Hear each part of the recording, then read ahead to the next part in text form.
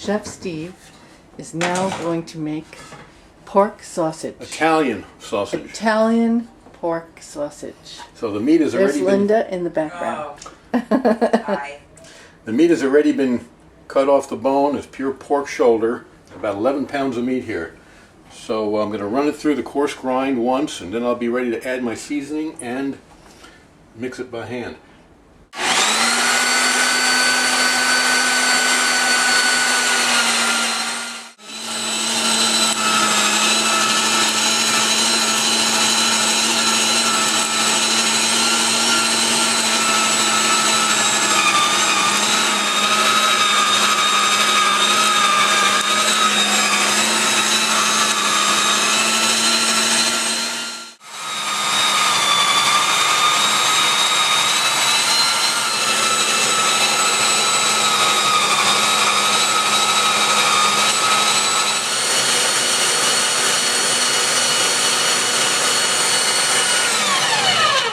That's all, folks.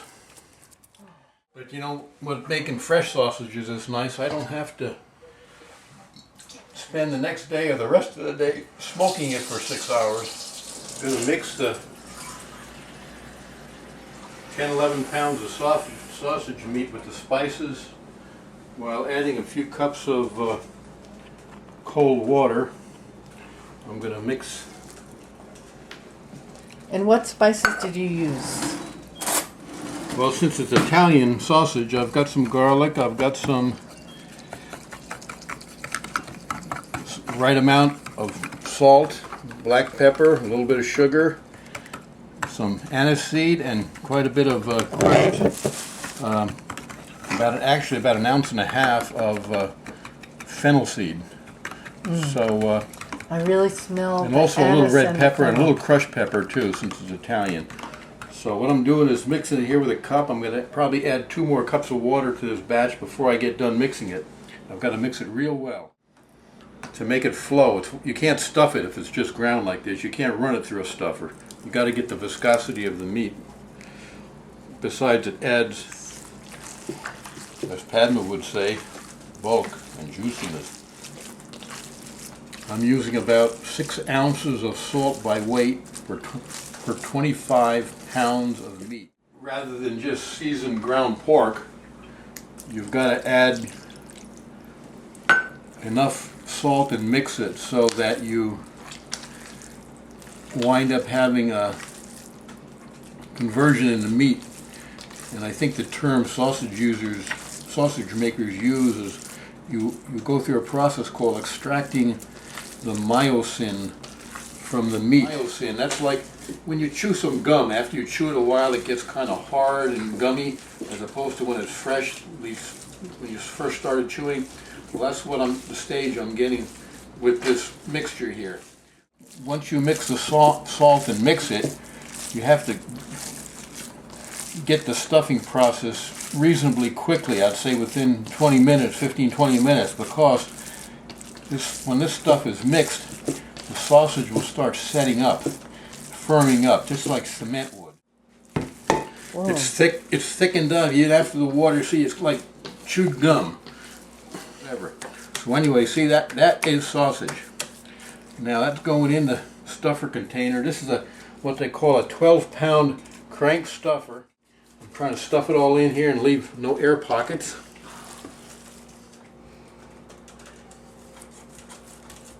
I think that'll do. Oh, you're going to do it again later? Yeah, don't waste your film right now with this. All right, what are you doing now? I'm putting the casings on the stuffer tube. This looks rather phallic. It's exceptionally so.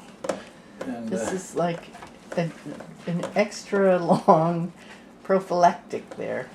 it's quite enjoyable, in fact. These are sausage casings from what animal? Same one the meat's from. So pork sausage casings. Okay, I'm going to tie the end off of this thing with a figure-8 knot right here. Poke a hole in with a sharp bamboo skewer through the end, 1 or 2 of them, and I'll do that periodically where I see air holes, but that's going to let the air escape. There's still air in the tube. There's a abysmal system before I got this wonderful stuffer. I use an attachment on a KitchenAid. I used to grind my meat, which you can do easily, not too much of it, on a KitchenAid. But when it came to stuffing, their stuffing attachment, well, forget it.